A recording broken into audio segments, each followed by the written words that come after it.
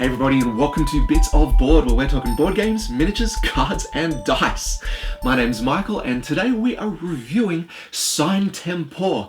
No unboxing for this one because I accidentally deleted all the video footage I took for that. Hooray!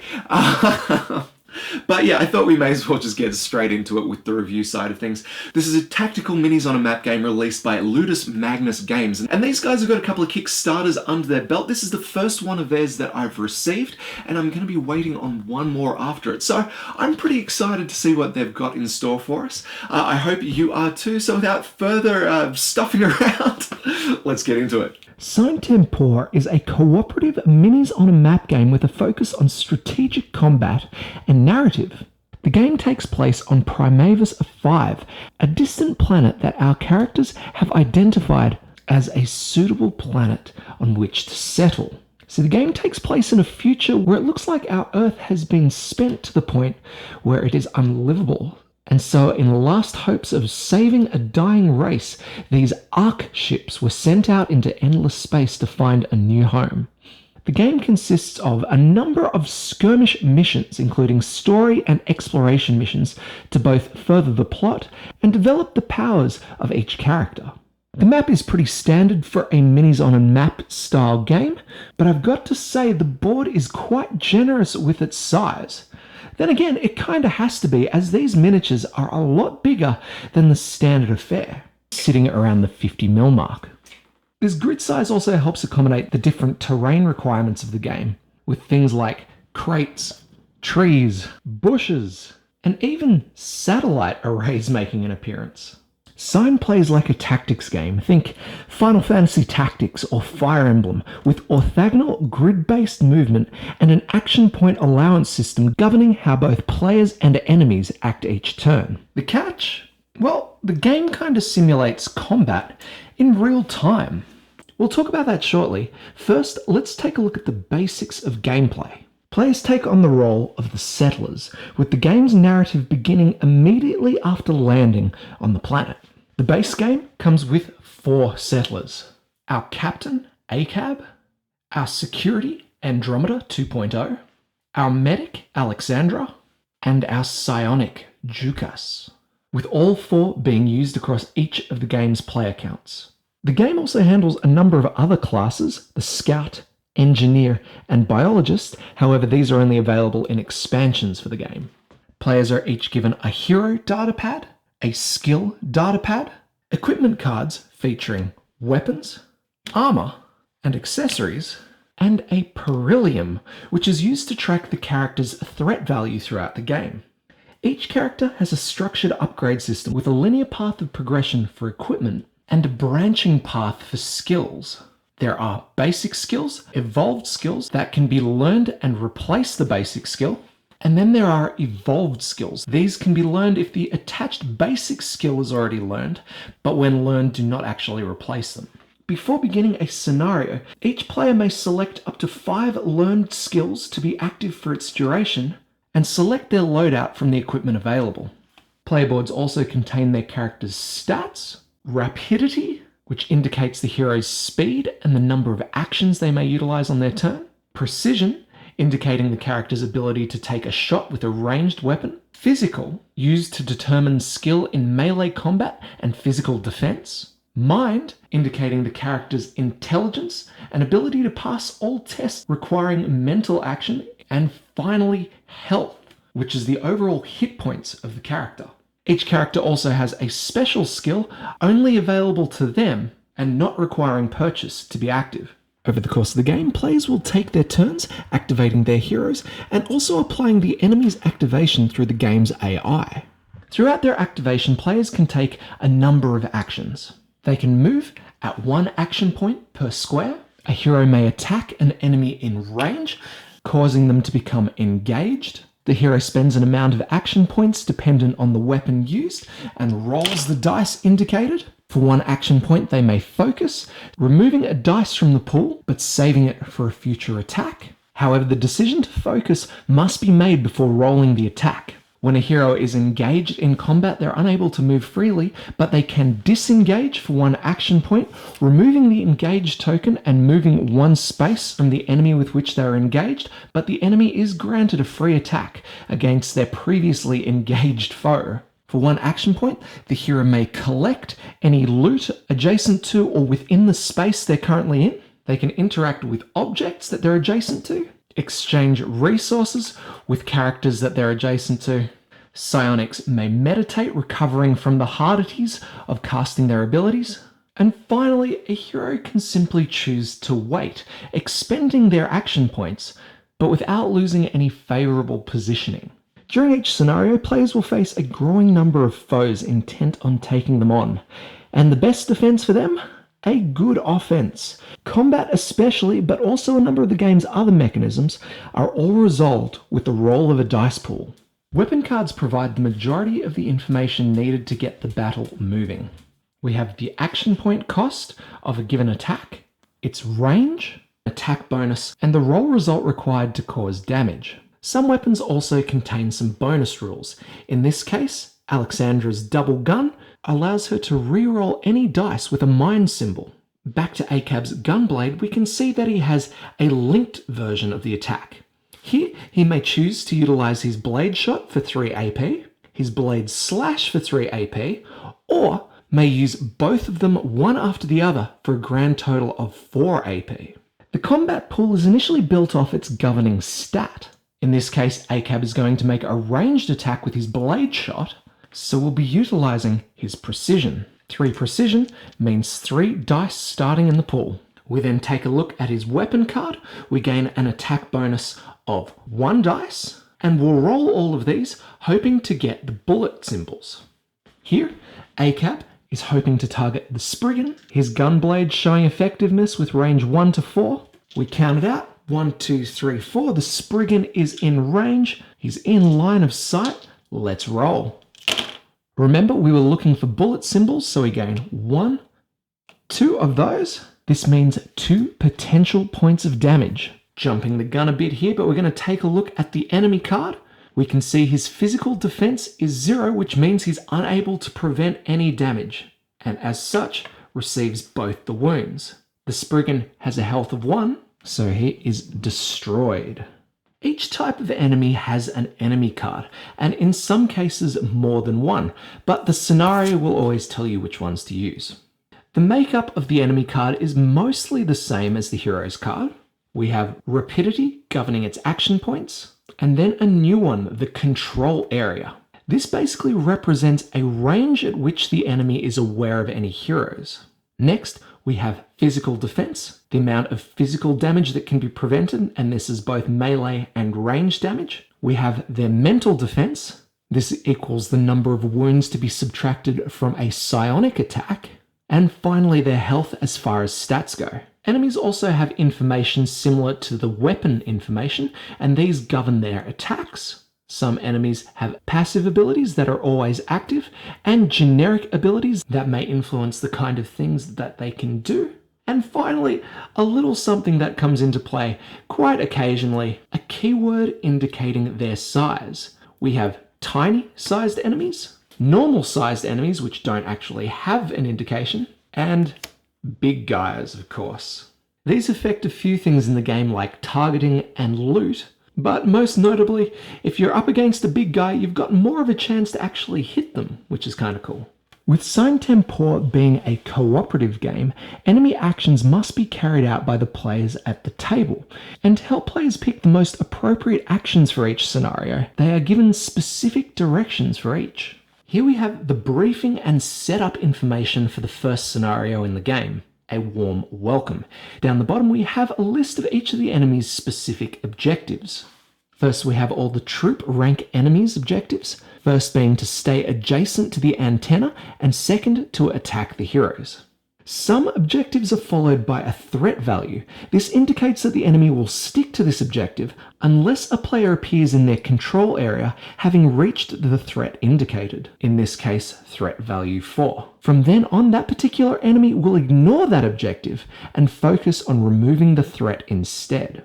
Enemies will move and attack just like heroes. In the case of the Spriggan, they've got 4 action points to use. But due to the objective given by the scenario, it's not going to spend any of them moving. Luckily for the Spriggan here though, the heroes are in range of an attack. We take a look at the attack line on its enemy card and we can see that this is going to be a ranged attack, Fire Fury. It'll cost 3 action points and can be used at a range of 2 to 8. Enemy miniatures will attack the hero with the highest threat value, so long as they're in range and line of sight. Here we have the line of sight tool, which is a lovely long piece of cardboard that we can use to make sure everything works. We place one end of the line of sight tool in the center of the square's edge, and with the other end we will be targeting the center of the square, and this is important. In this case, the Spriggan can target both Andromeda and ACAB. In this example, we'll say that nobody has gained any threat. So, with Andromeda being the closest, she will be the target of its attack. Now, enemies don't roll dice when they're attacking, the result is just dictated on the card. The hero will be dealt 1 point of damage for each of the 2 symbols remaining after a defensive roll. Here, as this is a physical attack, Andromeda will be rolling 1 dice for each point of physical defense she has. In this case 3, and then any bonuses provided by her armor. In total, Andromeda will now be rolling 4 dice. Every symbol resulting that matches the facing of the damage dealt will actually cancel out 1 point of damage. The Spriggan was dealing 1 point of damage per bullet symbol. Here, Andromeda has rolled 2, preventing any damage from the Spriggan's attack. In some cases, the results of the defense roll will actually affect the attacking enemy. In this case, the Spriggan has a passive ability, Rough Weapons. If the defense test contains 2 bullet symbols and an explosion, the Spriggan is removed. And in this case, that is the result achieved. The Spriggan is destroyed. On the other hand, for every point of damage not prevented, the character will receive a wound. If a character's wounds ever equal their total health, they are knocked out and their miniature placed prone on the map. If a character remains knocked out for too long over the course of a scenario, they will gain serious wound cards, reducing their effectiveness in the battle. Now, so far, that's just the basics of Sine Tempore. There's still plenty to go over, exploring the random scenarios and specific gameplay mechanics that players can utilize during the scenarios, but none more important than its momentum track. It is made up of a number of sectors, most of which containing a glyph and housing enemy and hero activation tokens. This track governs a mechanism not unlike the time track from games like Patchwork, Glenmore, and good old Rocky Road a la mode. If you've played them, you know exactly what I'm talking about. The activation marker at the end of the track will activate first, spending its action points, and for every action point spent, the token will move forward. After its action is finished and the sector is empty, the phase hand advances, and then characters in the active sector will activate. If the phase hand ever does an entire lap of the track, the current cycle advances and the game continues. This is especially important when determining if the end of the mission has been reached. Now, unlike the games I mentioned earlier, in Sine Tempore there is no strategic element concerning how many action points you can use. In fact, you are locked into spending your entire supply each turn. But when you use your points, well, that's when it gets spicy. Should any action a player take cause them to pass an enemy's marker on the track, the enemy gets a chance to activate themselves. A reaction. This reaction is a response to the very action the hero declares to take. And what's more, they get a chance to complete it before the hero. Here, Andromeda is going to make an attack, and this attack would cost her 3 action points. We move it along 1, 2, 3, and then noting the action moved her past a hunter. Any hunters on the board would get a chance to activate. The first bit of good news is if the enemy can't affect you with its reaction, well, it's not going to take its action. Second bit of good news is if they do react, they forfeit their action later when their marker does come up. To show this, you give them an acted token, which can then be discarded later by spending all of their action points. So as you can see, it does provide a great initial benefit to the enemies, but it's not an overwhelming advantage, and it can certainly be used and exploited by smart players at the table. Alright, so with all that said, let's just take a quick look at some of the other game mechanics. I mentioned threat earlier, which is used to determine how enemies on the board activate. Threat can be gained by wounding a non-tiny enemy. This grants 1 point of threat. Killing a non-tiny enemy, granting 1 threat. If a character was to heal another hero, 1 point of threat. If a hero is knocked out, they lose threat. And there may be a couple of other things floating around in the scenarios that can alter it as well. Whenever an enemy is defeated, they drop a loot token, which a hero can then spend an action point on, gaining a random resource card. These cards may actually reward a resource, for example, energy cells or medkits, but occasionally you'll find traps that may damage or otherwise annoy our heroes. Resources themselves can be used to activate weapons' special abilities, which can be found on the reverse side of the card, and are generally used to get our heroes out of a pinch. Experience points may be awarded for completion of a scenario, which can in turn be traded in to unlock different skills and abilities for your characters. Base skills costing only 1 XP to gain, and evolved skills and derived skills costing 2 points apiece. Sine Tempore is intended to be played as a scenario-driven narrative. The introductory mission played takes place at the landing zone, and completion of it unlocks the blue areas surrounding it. Each area on the map can be conquered as a part of an exploration mission, each one completed getting the heroes closer to the next story event. But probably just as importantly, also unlock different elements that can be utilized to upgrade the player's ship, the Genesis, during the colony phase. By spending these elements, players will unlock special powers available to them for the rest of the game.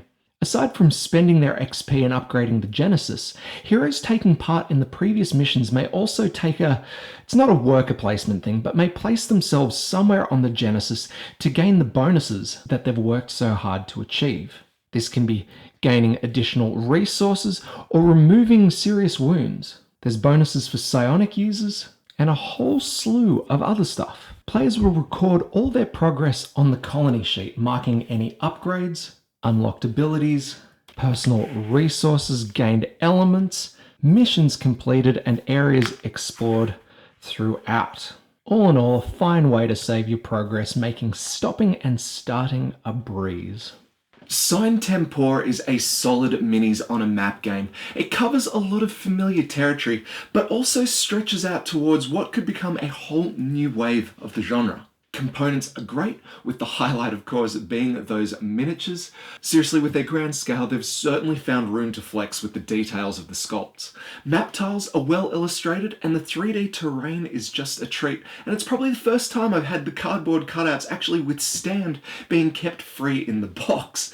The crates, that is. I probably wouldn't be keeping the trees and stuff assembled, but they're still fine for what they achieve. Honestly, the highlight here for me is the whole spectacle of the game. It looks freaking great, absolutely popping off the table, but sometimes it feels like it's making a little bit much of itself, and with so many resources spent making the game look the way it does, question is, how does the gameplay stack up? And it's good, it's quite good. I mean, most of it is cookie cutter, but the dice play and that damn momentum track, they are very special.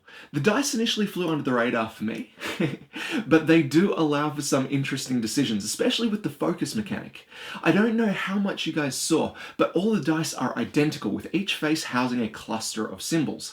After rolling, players may utilize any of the symbols showing, just as long as they have a mechanism to spend it on. And when a bunch of weapons have rerolls or bursts in addition to their kind of initial damage icons, well, it just helps the players make the most of the chaos. But that momentum system, right? That is where it's at. You'll have to forgive my ignorance here if I'm wrong, but this must be the first minis game to use the time track mechanism to control characters, right? It must be. And the way they've stitched it in with the reaction mechanic, it just makes the gameplay come alive. Every move you make seems to have a living and breathing consequence to follow. But do these absolutely great elements of the game do enough to offset what is otherwise a fairly mild experience? And I don't know.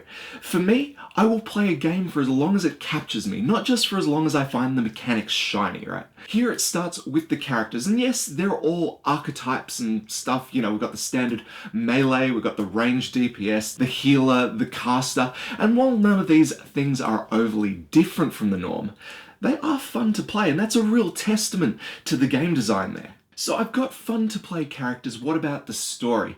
And it's pretty standard story, but I'm not quite over the halfway mark yet. So while it's got this overarching narrative, and I'm sure there's going to be something to pop up to give me the oh crap moment, but I've not hit that yet. Point is, I am right now excited to see what happens next, despite the fact that I kind of see where it's going. So I've got fun to play characters, a fairly engaging story. All that's left are the enemies worthwhile? And yes, they are. They are so unique and full of personality, so much so I often wonder why I'm not playing a game with those guys instead. So all these things considered, I'm definitely going to be playing this one through, but do I recommend that you do the same? And it's a tough call, because chances are if you're watching this review, you're looking at picking it up in a retail space. The base game, after all, is what I'm reviewing here. So if I put my blinders on to the Kickstarter extras I have floating around, well, my enthusiasm drops a bit. 4 playable characters, and all of them must be played in every scenario. Now, I get that they can be personalized greatly, and as you run the campaign, they're going to grow and offer you a changing gameplay experience every mission. But what about the next campaign? Well, play another character, of course, it's simple, right? But combining the fact that you know the story and you probably know how best to build the new character, is it even worth playing again at all? And these are the questions that I find myself asking, because me, knowing that there are these Kickstarter bonuses around, new characters, new enemies to shuffle in, I question whether or not I'm getting the full gameplay experience in the base game box. And I don't think I am. Even the base game is missing some of the miniatures required for the missions, using counters instead. The Kickstarter bonuses give you the minis, which is great, but knowing that they're around, it's a bit ouch, especially with the production value of this game being so high.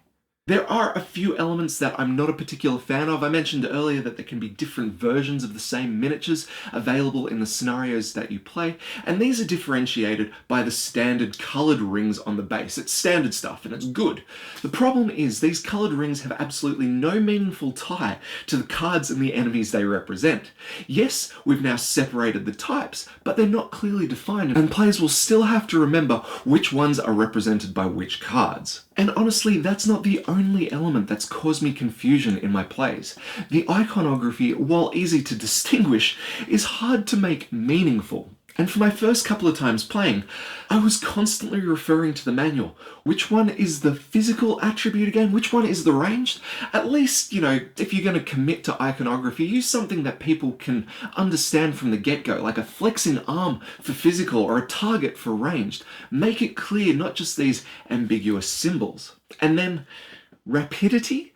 I know it's important to step away from the standard strength, dexterity, intelligence formula, but rapidity? Come on. And while we're at it, Perillium? Anyway, these minor complaints aside, painters, you are going to have a wonderful time detailing these fantastic miniatures.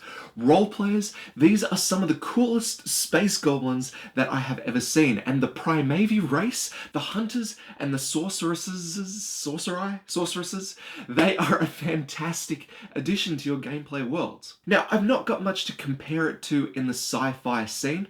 I think this is probably my first sci-fi minis on a map game outside of Tactical 40k back in the day, but if you just want a strategic minis game, like a dungeon crawler or a tactics game, I do have a wealth of other suggestions for games that you could probably check out if this one is not doing it for you. Now, I'm not claiming I've told you everything about the game today, as Sine Tempore has a number of other mechanisms that keep this game moving, but these, the ones that you've seen here right now, they are probably the 90% of the game, right?